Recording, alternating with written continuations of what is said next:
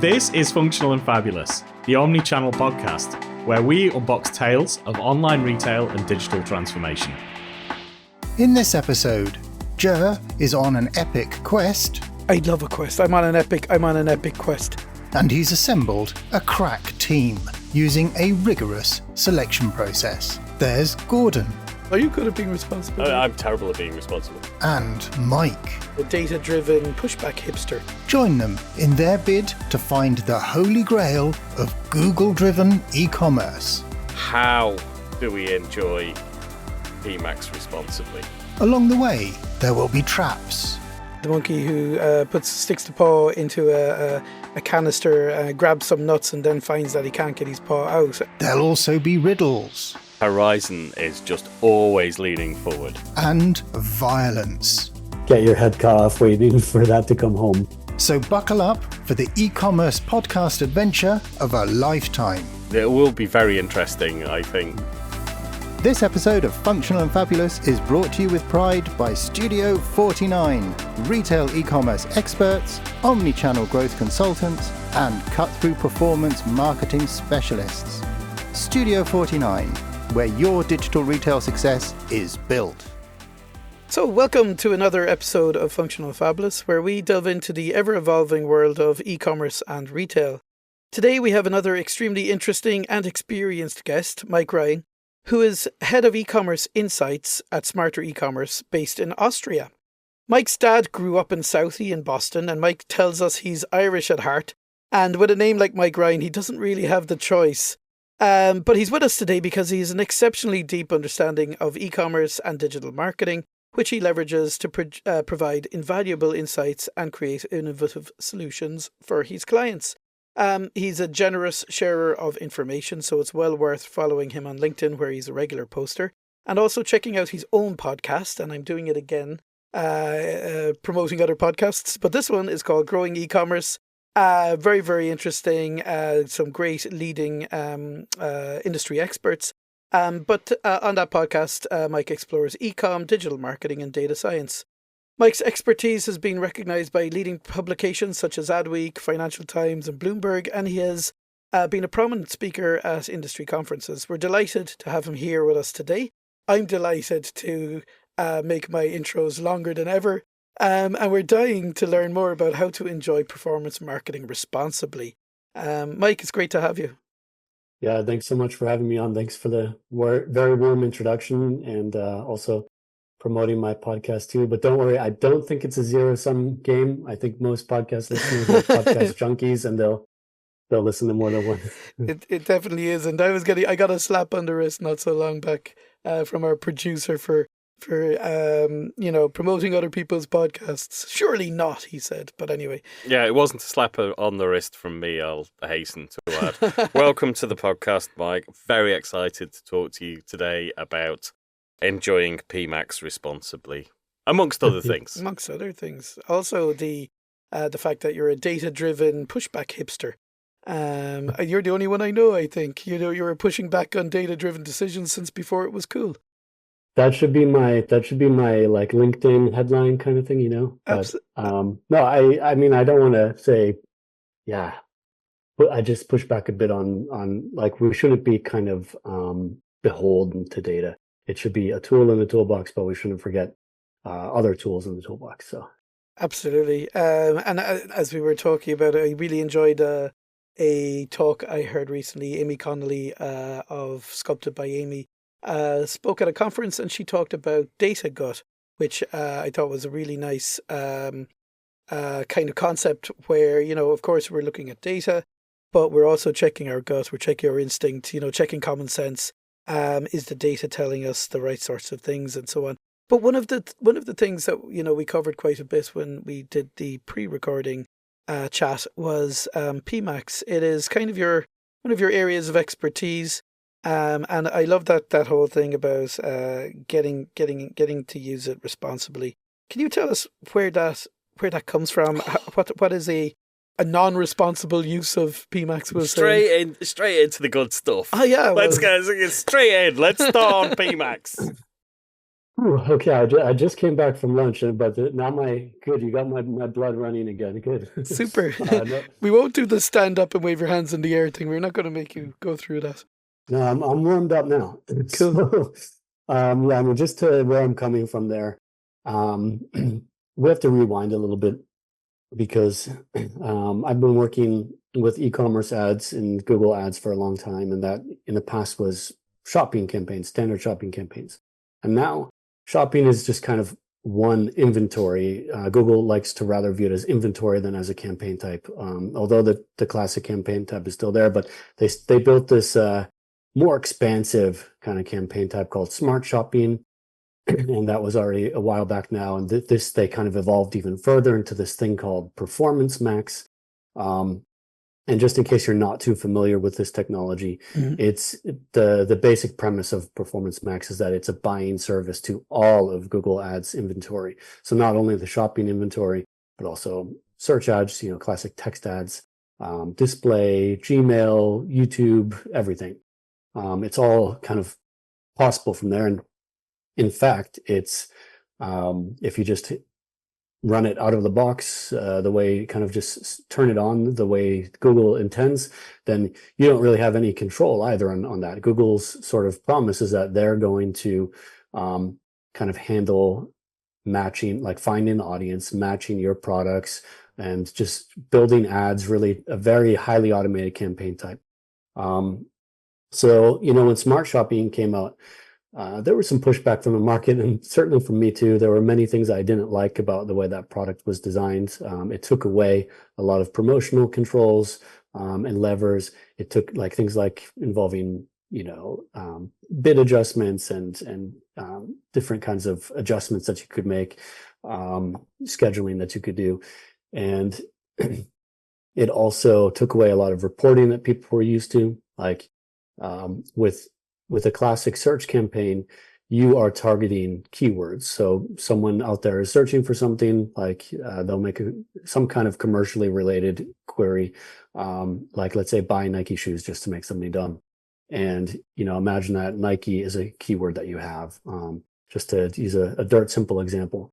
And shopping now, that you're not really targeting keywords, but Google is already matching your products to queries, and you in the past could see those queries, what they were in search term reports. So that's just an example. People found that really valuable because sometimes Google would be matching you with some strange search terms. And so that was another type of control you had. You had the transparency to see what you were matching for, and you had the control to negative those things, like to say, no, I don't want my products to match for a given search term. So Google just stripped away a lot of stuff. Some would say dumb down the campaign. I pushed back against it a lot. But what I found was that people adopted the technology anyway, with or without me. They heard what I had to say, but people were using this stuff anyhow. And so that's what I mean by how disappointing. Well, I think Google do an incredible job with their sales teams and with their account managers. If you ever go to a Google conference, every single one of them will be on message for that conference. Yeah. So it's just drilled into you. For sure. And I mean, something else that we observed back in the days with Smart Shopping is that often the operational teams, like the practitioners, also had their reservations or concerns about Smart Shopping. And you'd see, at least it depends on the account size and stuff like that, but Google's team would go in a top-down approach because they'd reach someone higher up the food chain, let's just say CMO, for example, who's not into those practitioner level details. And they could, kind of reach that person and then make the change happen from a top down way. But the change did occur. The adoption was pretty massive after a couple of years. And I, with PMax, I made the decision, okay, I know exactly. I've seen this story before. People are going to use this technology. In fact, Smart Shopping was migrated over to PMax automatically. So by default, people would be using this technology. And I want to help people enjoy it responsibly. And that means several things. But I think what's really important is that PMax campaigns are not necessarily going to be incremental in the terms of audience incrementality. You can think about that. It tends to reach into remarketing, brand traffic, basically warm or existing traffic. which can have lower incrementality and kind of that classic marketing incrementality term. But also in terms of like business incrementality. Not every product has equal importance to your business. Some things are going to have their own natural demand that it's easier for Google to follow. So PMax will tend to sell into bestsellers. But you might have a product that doesn't perform as well in platform. Google's a bit less interested in promoting that because it's going to be harder for them to extract like platform value for you. Yeah. But it might be higher margin for you, or it might be overstock and it's behind sell-through rate and you need to clear it. So these are the kind of things you have to tell Google what's important about your business. And you also have to kind of work a bit to get the campaigns to work harder for you. That's what I mean by enjoying responsibly. Yeah. So that was a pretty long answer. Thanks for bearing with me. No, I think it's okay. And there was one just to summarize a little bit of that, and some of the reasons that we're talking about, the kind of responsible piece of it.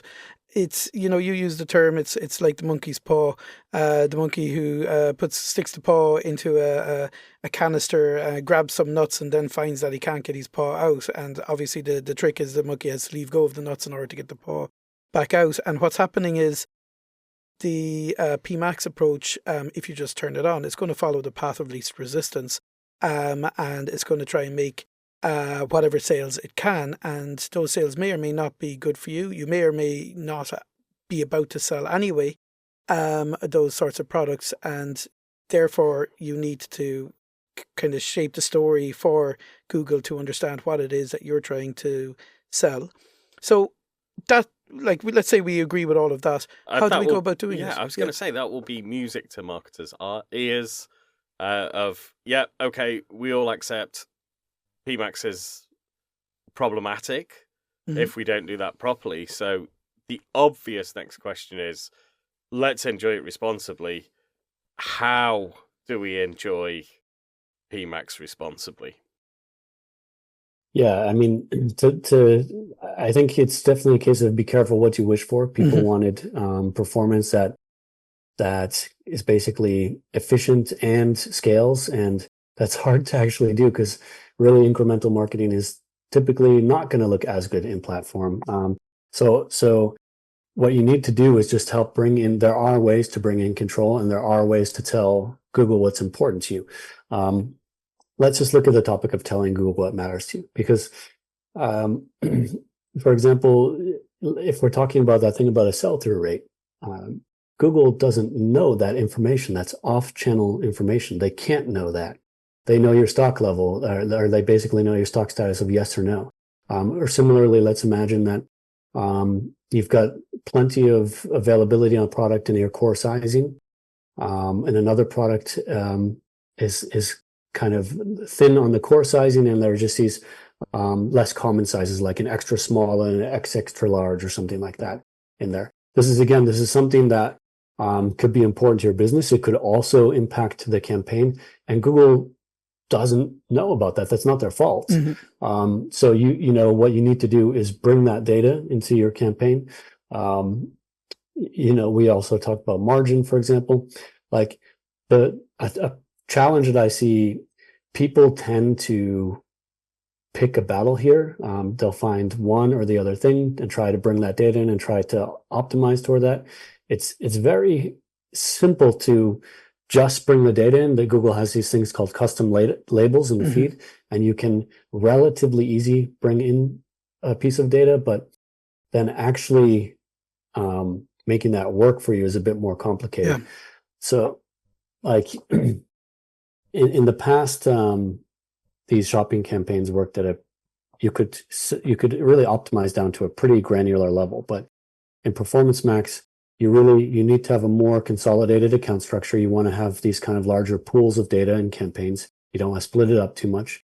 And what I like to do, I basically think of these campaigns, typically someone's going to make a product type campaign or a brand campaign. Like they'll have a campaign for ski jackets, for example, or for a given ski jacket brand, let's say. But what I think is more instructive is to take these campaigns and view them as just like an empty vessel or a vehicle, and kind of be agnostic to what's in there. Because the thing about the campaign is that you can set a budget and you can set an efficiency target. And those are the two main things that you can do to pace yourself on Google Ads. That's the budget needs to be there to spend, and the efficiency target will determine the aggression level. So what happens then if you make some of these buckets with different budget levels, different efficiency targets, you have these different kind of like pods or vehicles that are going to push products more or less aggressively. And then it's a matter of making sure that products are in that right campaign, that they're getting the right promotional, intensity, basically. So what we like to do is basically create a product score that is going to look at a product on any number of dimensions, however many are important to you. And products could end up in different of these buckets, these campaigns, for different reasons. For example, one product, it might be important to you to promote because it's behind sales plan. And another product might be important to promote because the margin is high. Similarly, you could have kind of a bestseller, something that's flying off the shelf. And you might actually want to dampen that because Google is going to see that it's performing well and it's going to keep juicing it. But you might actually want to dampen that because actually you have plenty of organic volume on that and you feel like you're cannibalizing that. Yep. Or it's selling fast and well, but it's actually not your highest margin product. There could be any number of reasons why. Your back order status or your on order status. It's just about thinking about these things and making sure that Google is pacing the right products. So that's one way.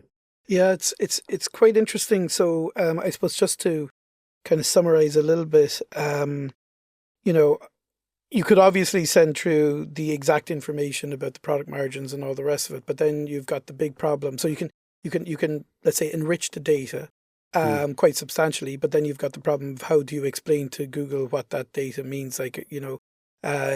So what you're saying is rather than sending through, let's say, the margin on this one is 19.5, the margin on this is 37.5, the margin and whatever, and then having the big problem of trying to explain to Google which ones you're trying to push, you basically would say maybe a bucket for high margin, low margin, medium, and then you would indicate to Google, okay, well, it's the high margin ones I want to push first and foremost. And it's kind of that taking a guardrails approach, I guess, and ensuring rather than giving the exact instruction saying, okay, well, here's the guardrails. When you're driving the car, don't go off the side, over the guardrails because that's where the cliff is. And that's the general gist of it, right? Exactly. I mean, and Google will never understand if you, in this example of a margin, the margin topic, you can have a campaign for each margin class, and Google, it's not like they can read the campaign name and know why that's important to you or which one. Yep. You have to just speak in its language, which is if the budget and the efficiency target, because Google's AI is not strategic. It is not aware of any of this stuff. It's just looking at it on a per auction basis. It's got a month's budget in front of it and or a day's budget. And it's going to basically look at the expected click-through rates and the expected conversion rate. It's very smart in its own way. I don't mean to dismiss the technology. It's very effective at that job, but it doesn't have a wider view than that. That's our job still. Yeah, I always think that sometimes we lose sight of the fact that Google's job for itself is to juice enough revenue for Google, or juice the maximum revenue or maximum monetization of each potential click. So ultimately it's still an auction. Google's still going to be placing results in front of consumers or potential consumers that they are most likely to click on, and that's going to earn them the most money. So we have to have that in the back of our heads when we're planning our campaigns. Totally. It's a marketplace of supply and demand, and it needs to look after the match rate between that, and for both, because everyone wants a high match rate. The advertisers want their products to be seen and clicked and potentially purchased. The consumers want to see relevant products that they might want to buy. And of course, there's the part you're talking about. Google wants to get their clicks. They bill on the clicks. So It's absolutely the case. And the thing about this auction is that Google is, when we're using the smart bidding technology, which almost everyone is using, Google is like, they have the auction environment. They're the auctioneer and they're the bidder. It's quite fascinating. Like they're bidding, you're giving them permission to bid on your behalf, but they're also the auctioneer. Mm-hmm. There's not a lot of auctions that work that way, where the person collecting the auction is also the person doing the bidding. It's quite fascinating. And so moving a little bit along the same lines, but a little bit moving the story a little bit further along, feed management and exclusions and so on in feed management and that sort of thing. Where do you see that going? Well, let's see, which part, like the feed management part. Well, hold on. It's funny. I was just thinking about this and writing about this yesterday. Something that comes to my mind is that Google is working to try to, that's another area that they want to automate more. Mm-hmm. For someone, in case someone is less familiar, like the product feed is just basically a place where you provide structured data so that Google understands your catalog and what you're selling. Yep. So it's explicitly structured data with attributes so they know exactly what they're dealing with. And a goal of Google for years and years now has been for them to be able to kind of implicitly know. So without receiving that structured data, for them to, for example, get the URL of your web shop and they can crawl it, and they can extract everything that they need to know. So basically you could kind of hand them more or less a credit card and a URL and say, let's go. And this is the direction that they're going a little bit further now. They have a new version of their Merchant Center where you upload your feeds and your product data usually. Mm-hmm. It's called Merchant Center Next. And they're doing away with the term feed, interestingly. Like that's like, how they've been gradually downplaying the word keywords for years and years. Feeds have been absolutely at the core of what the Merchant Center is and how, like, Google Shopping is feed-based advertising. Yeah. So, so what are they? Where are we going without the feeds? What are they doing? They're talking now about data sources, and okay. And the reason why this allows them a little bit more flexibility. It's a bit of a broader definition, because now they view that structured data as basically data that's provided by you, but they have another category of data that they call found by Google, and this is data that they get from crawling your website. Yeah. And so in the end, this has taken a step forward due to large language models and advances in visual AI. They're able to not only crawl your website in a classic way, and by the way, you'll also have structured product data available on your website, but they'll also be able to use language models and visual AI to also just understand your website. And so the feasibility of this idea of kind of hand your credit card and URL has taken a massive step forward. Mm-hmm. But it's another thing right now. You can exercise a certain amount of control through your feed. You can, you can bring in data, you can exclude data, and so on. And you will have perhaps a bit less control over that in the future. It's not quite clear the direction where that's headed. Some people won't like this, but it's always the case. If you were a betting man, would you bet the deprecation of that control over time? I think you'd have to bet that that's where we're aiming for, or that's what's going to happen. It's certainly the direction of travel. And, people have been talking about the death of the keyword since, to the best of my knowledge, since 2014. So we're now at a decade of the keyword dying.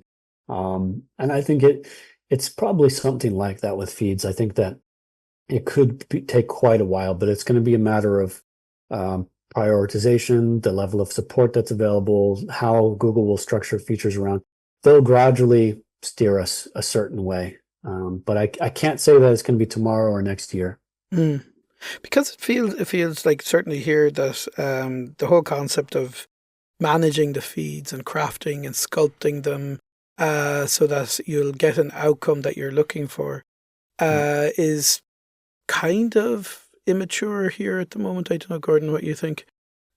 In a previous life, we spent a long time curating our feeds, trying to manage newness, seasonal product, trying to exclude product that had like high likelihood of sell-through in season, all those kind of things. That was a big focus, I think. But more broadly, from talking to a lot of retailers, getting the feed in or getting Merchant Center, having all the products in there is probably the step that they're at still. That's what I mean. Yeah, that's still kind of like we're getting the feed in, and that idea of controlling the feed is probably a little bit new. So I think it would be very disappointing for people to get to a stage where they now know how to control the feeds, and then they have that carpet whipped from under them. But I think that's constant innovation, though, isn't it? Innovation in inverted commas to keep all marketers on their toes. Yeah, I mean, the pace of change it's exhausting, to be honest. Definitely put a few gray hairs on my head. Not enough yet. I've got a lot more than you there, Mike. So we won't talk about that. So just to move along a little bit, we talked a little bit about KPIs and the importance of KPIs. Also, we talked about attribution.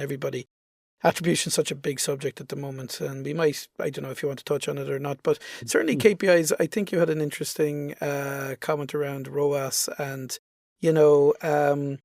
I suppose, like, again, we're kind of in a stage where people use ROAS nearly as a, probably too religiously as a KPI, maybe, whereas it's still an important KPI, but, tell us what you think about ROAS as a KPI. Yeah, I mean, I think there's a saying out there, I've heard this before, you are not your ROAS. I certainly believe that.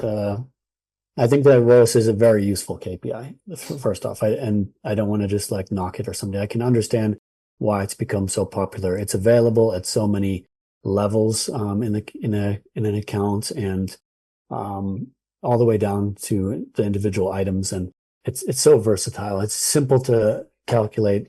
It appears to be simple to understand, but a couple of concerns I have about that. I think that people often kind of conflate it or substitute it with ROI or profit. And I think Google very much welcomes this. You'll often see in their sales and marketing collateral that they'll talk about ROI when actually they mean ROAS. And these two things are certainly not the same. There's a risk there. It's when you've got, a proxy metric and you make that mental substitution, that can be quite dangerous because, proxies are not perfect. They're inaccurate. And particularly ROAS is available. You can view it in platform. You could view it in an analytics tool as well. But like that platform only knows what the platform knows. And this starts to rapidly move into themes of attribution and so on.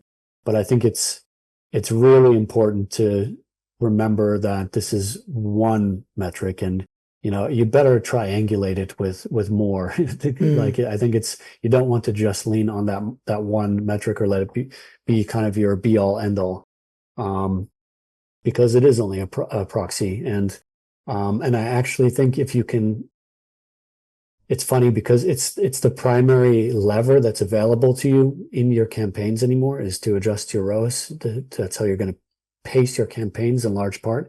But it's also supposed to be, a business objective. Like if it's really a business objective, then can it be a tactical lever? You shouldn't just play with your strategic goals. And I actually would rather kind of decouple that and say, yeah, it is actually more of a tactical lever than a business objective.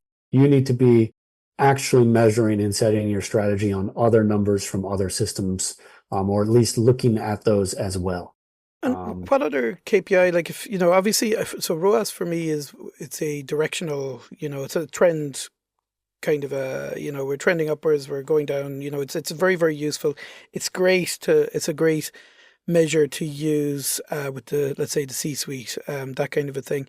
But what other KPIs do you think are more important, or which other ones would you use, as you say, to triangulate the kind of the real story? Yeah. I mean, speaking of like direction of travel, I think MER is quite popular in that use case these days. That's my favorite. Marketing efficiency ratio, and it's basically looking at your total sales and your total advertising costs, and it just gives you a much higher level picture of what's going on. And it partly solves for things like the fact that you could have Meta ads and Google ads both claiming full credit for the same purchase or stuff like that. And so this helps to, in a way, to deduplicate that. So that's certainly a popular one. My only problem with that, I'm always willing to change my mind and stuff. I was a little anti MER at the start, and I just saw people using it for things I don't think it's appropriate for, like to make really detailed channel tactical changes, and or saying like, oh, I made changes to this ad set in Meta, and then I saw this change in my MER, and I mean, yeah, if like 90% of your spend is Meta, that might be credible, but if you've got a mix, like it's you could just read whatever you want into that, and then it's too easy for our own confirmation bias to step in and so on. So we have to use MER responsibly. Yes, let's use everything responsibly. We got to be responsible. It's MER. We're not good at being responsible. Are you good at being responsible? I'm terrible at being responsible. MER for me is a good strategic. Use MER like a maniac. I don't use MER like a maniac. It's a good strategic measurement to track your direction of travel over time. But I would agree with you there, Mike. It's not it's not a tactical measurement, and any tactical decisions made off the back of MER performance, you should be questioning. But what about, are there any more detailed metrics, like, I suppose, further down the funnel, more tactical metrics that people should be focusing on? Yeah, I mean, well, while we're talking about it, I would say that profits measurement, profit optimization are becoming a lot more popular than they were a couple of years back, where people were typically very focused on growing revenue, maybe at all costs.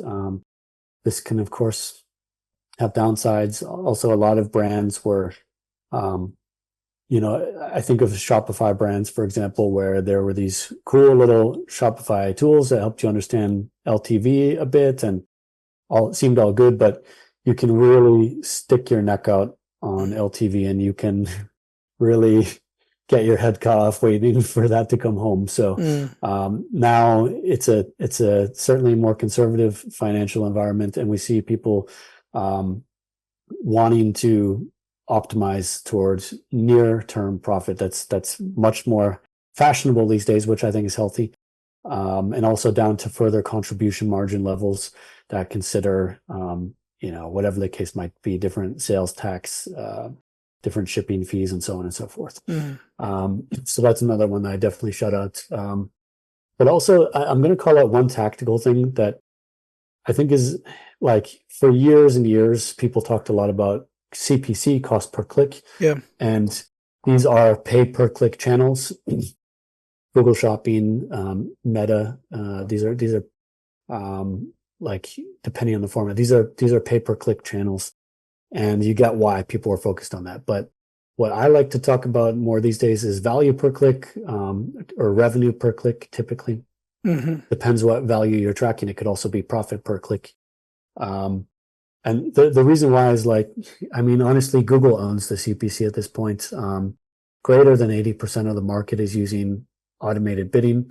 And so even if you're not, when everyone else is, it doesn't matter, because the bid heights are somehow dictated by Google at this point.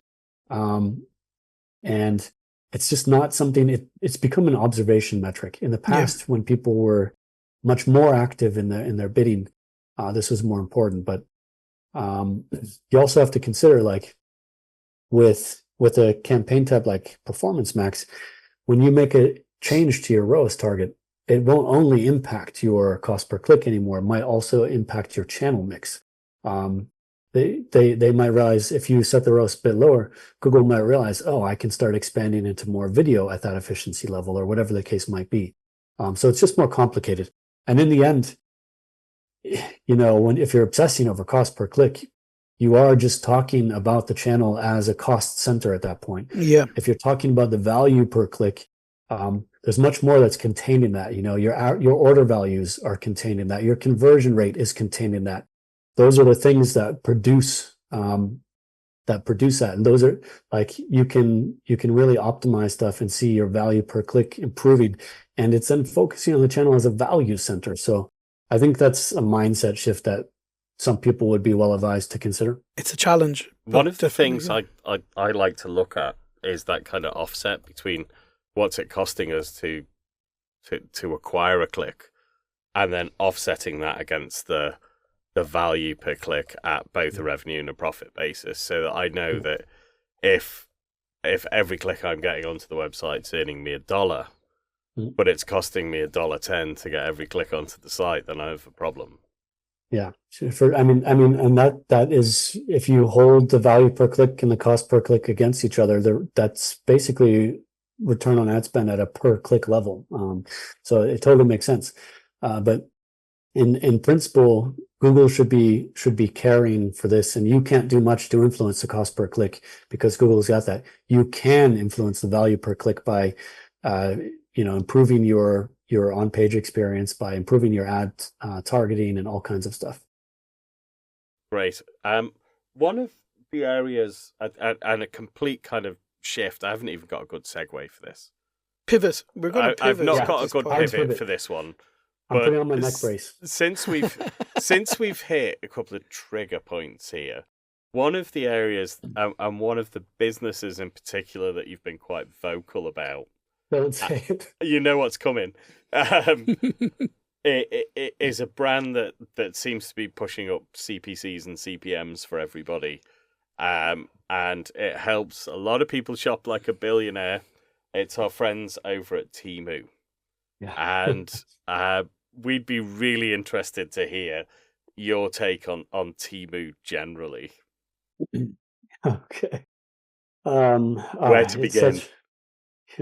It's a fraught topic for me. This also, Mike, is the wrapping up topic. By the way. Yeah, looking at the time. Oh, what a lovely note to end on. Thank you, gentlemen. Thank you for dumping me with Temu. No problem. I couldn't resist. No, by all means. I mean, I've been watching Temu for quite some time, and they've been active here in Europe for about a year now, where they very rapidly came online through advertising, and we've seen that in meta ads. You can check the meta ad library and see how many ads they're running daily, and track this over time, and the number is just insane. It dwarfs all the other competitors, and it's just gone up and up and up. And similarly, something that I've looked at is basically the percentage of Google advertisers that face account level competition from Temu. And, they just turned on a fire hose of advertising dollars in a way that's, I would argue, unprecedented. Because I can look back in history and report those same numbers for Amazon, for Wish when they were around. And they, both of those companies had huge and massively aggressive market entries, but Temu just takes the cake. Now, I mean, one thing that I would say is that it's a bit different when Amazon turned on ad dollars in a huge way like that. This destroyed cost per click and the unit economics overnight. It was a huge problem. But now that they're still there, and that damage in a way is almost done. So Temu coming in, it does affect unit costs a bit, but it's almost more about a war for visibility. And I found some interesting things like, this company started fluctuating their ad spend for whatever reason. Like they were always just going up and to the right, spending more aggressive, always. Until Q1 of this year, when a couple of times we saw some pretty big dips. We just saw volatility in their spend. And I love this as an analyst because when there's volatility, there's change, and I can then I can start looking for the correlation between that change and other changes. So I found that, yes, they definitely hurt CPM, that's true. But interestingly, cost per acquisition improves when Temu is more visible. And this is totally weird. My hypothesis for this, I have a twofold kind of thing. One of them, part one, I call the shit sponge. I think that when Temu is very active, they're actually kind of soaking up shitty auctions because, you know, they might crowd you out of more generic auctions that you didn't want to be in anyway. And the other thing is basically, I think it's called a contrast bias. You know, it's if you take someone with a really nice polished appearance and then you take someone with an average appearance and someone with like a very poor appearance, like that average person is going to look worse compared to the really polished person, but the average person will look better compared to the kind of sloppy person. And I think that consumers are not that trustful of Temu, or many consumers are not. And when they're crowding out these auctions, it can actually kind of have a halo effect for your brand or for your offer. So it's very fascinating. But that is very interesting, because we are looking at it now in the context of Ireland, and we have Temu, let's say, growing share into the Irish market, and we have Amazon.ie opening up in Ireland next year.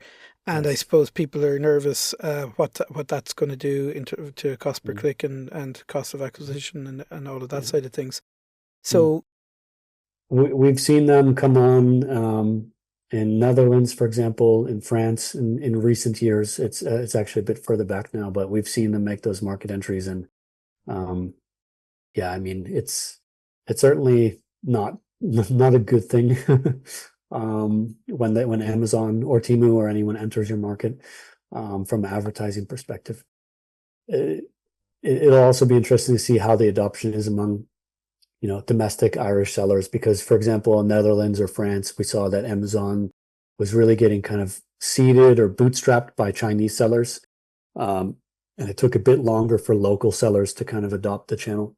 Well, that's quite an interesting point, actually, of what other reactions have you seen? Like, if we take the Netherlands, what were the other like key learnings that retailers would have taken from that market entry?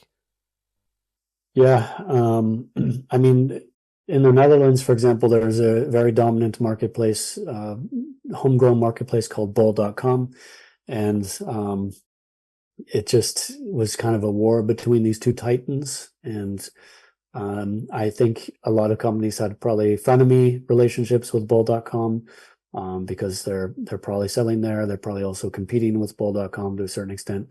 And you know, Amazon comes in, and I think people would rather compete against bol.com than Amazon. Similarly, like in France, who is their Cdiscount and these big dominant local retailers. You know, in France is a nationalist market, and so I think Amazon had a bit of a tougher time there, but it depends a lot on consumer preference. Like, I don't know the extent to which Irish consumers are already shopping from Amazon.co.uk, or to what extent I don't know how committed they are to purchasing locally. You know more about that than me, but yeah, I think it will be very interesting. I think, particularly the Amazon.co.uk. I think Irish shoppers have been using that in anger for a number of years. Yeah. Yeah, I mean, in my market, I'm in Austria, and I'm using Amazon.de in anger. Yeah. Yeah, I think it will be similar to if you were going to get an Amazon.at at some point. Yeah. I don't even know if that's on the horizon. I don't think so, but at some point. Okay. So unfortunately, we've come up against the time. It's an interesting. I mean that whole area. Obviously, it's an interesting question. How the Irish market is going to react to these two giants coming into the business. It's going to be a transformative shift, I feel, in Irish e-commerce, and definitely it will be a challenge. So we'll be keeping quite a close eye on that, Mike. Thanks so much for your insight today.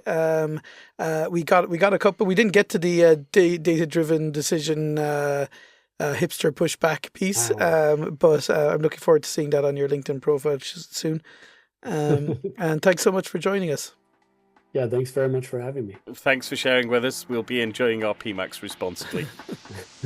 Cheers, Mike. Well, let's enjoy PMax responsibly and all other media mechanisms. We never got onto Advantage Plus, actually, which I'm a little bit disappointed about. We ran out of time. But... I don't know about you, Gordon, but I find this time management business, I mean, maybe we need to just focus on how people need to listen to long form podcasts and not try and make it, nicely bite-sized for the commute. We're trying to get it commute-sized, but people have got interesting stuff to say. Yeah, but maybe people have longer commutes now post-COVID.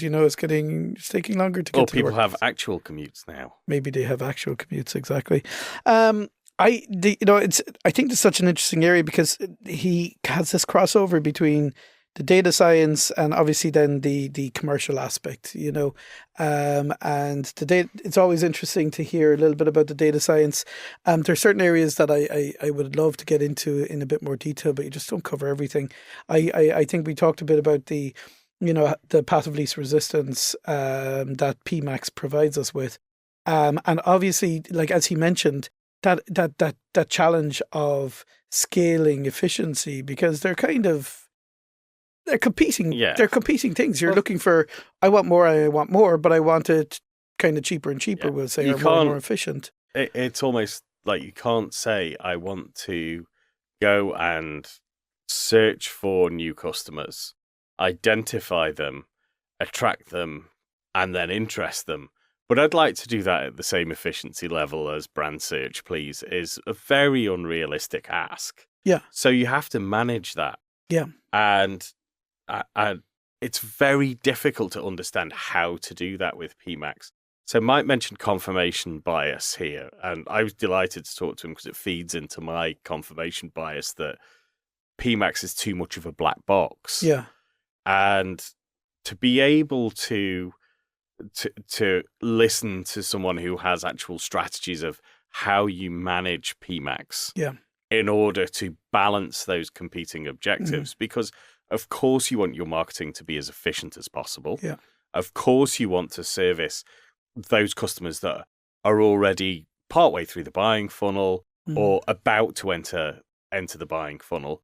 And then you have to go and look for that growth. Mm-hmm. And it's a tool, it's a fabulously powerful tool to be able to do that if you can drive it. But I think just to use it as a almost plug and go isn't going to get you the results that you need. And to get some practical advice on that, I hope that people listening will be able to really take something from that, because it must be confusing people. I think it is. I think what we typically see is you turn it on and then kind of walk away whistling. So definitely the idea of setting up those buckets or guardrails, whatever you want to call it, but and using that information in the feed to inform Google, or to, I suppose not inform, but like influence, I guess, really, or direct what actually happens. It's a really important thing.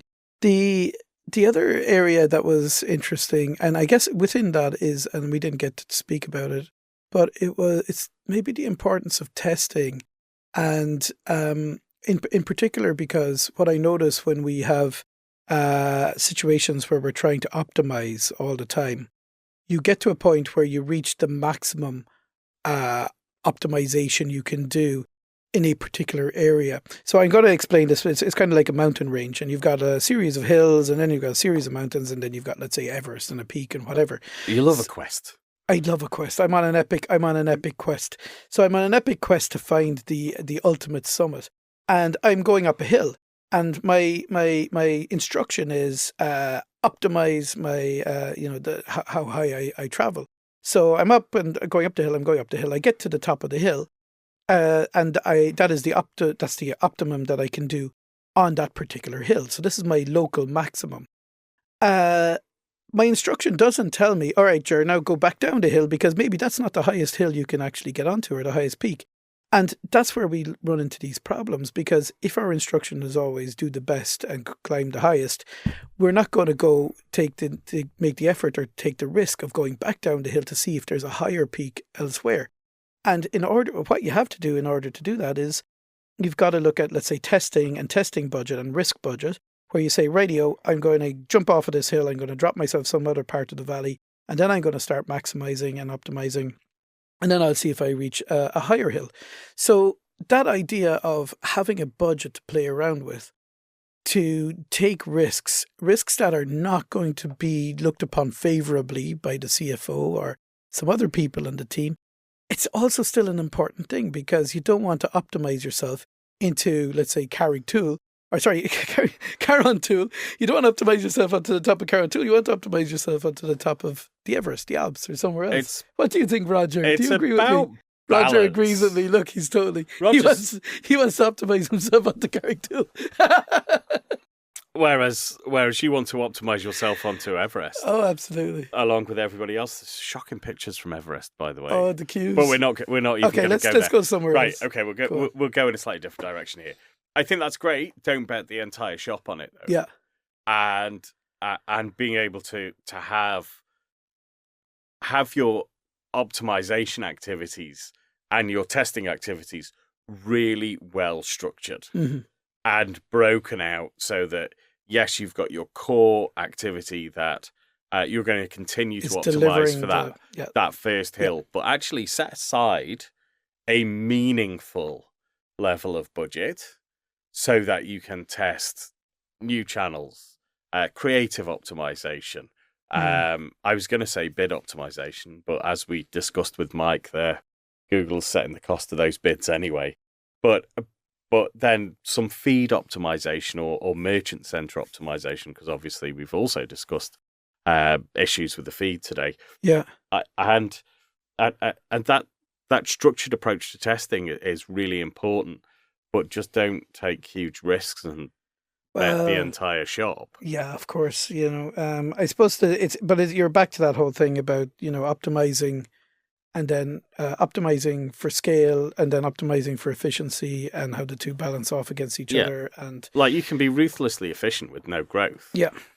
And maybe that's a valid objective for some people, but I can't see how being ruthlessly efficient and missing opportunities is what would fire up the excitement of the e-commerce marketers that are listening.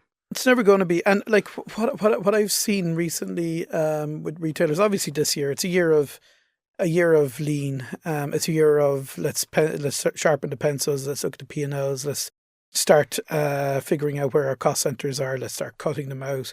But Mike spoke about this idea of not looking at it as a cost center, but trying to change the perspective and looking at it as a value center. And so that means that you kind of have to look at it with slightly different metrics. You don't look at it as cost per click, but a value per click or a revenue per click, and that sort of thing. And I think that shift in mindset is very important, but also very challenging. It's very difficult. And we have definitely seen situations where we're looking at, let's say you've got a budget to spend and you've got a growth target, and you will often see a celebration of reducing the budget.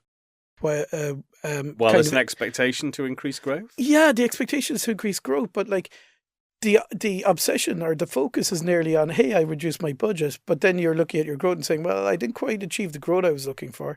So, I reduced my budget by 10%, or I spent less by, let's say, 10%, and I got like, 10, 5%, 12% growth. And then forgetting the fact that, well, if you spent your full budget, maybe you'd have gotten your 30% growth. Well, the efficiency question then comes back. So how efficient are you being with your spend? Mm-hmm. And have you got the majority of your spend at an efficiency level that you are comfortable with, so that you can then start spending on top? And testing. Yeah. The problem with that for many CFOs is the size of the overall advertising budget and the hole that tends to make in the overall P&L. Yeah. And particularly if you're at a point where your efficiency level isn't where you would want it to generally be. So if you're at, in some cases, 30% plus of total marketing, or 30% of your total revenue is being invested in advertising, that's going to make anybody really, really uncomfortable. And you're going to be under pressure to reduce that, and probably rightly so.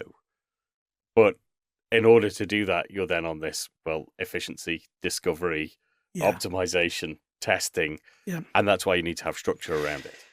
And you can see as well, I suppose, from Mike's position, as he mentioned himself, like the thing is moving so fast. The pace of change is incredible. And as we're getting used to things like, hey, I can manage my feed, the feed is being, is being pulled from under you. That horizon is just always leaning forward. Yeah, totally. And you've got to chase it. So what my learning is, we got to get to the top of the mountain and then we lean forward over the horizon. Something along those lines. Perfect. I think that's poetic in your usual style. Thank you very much.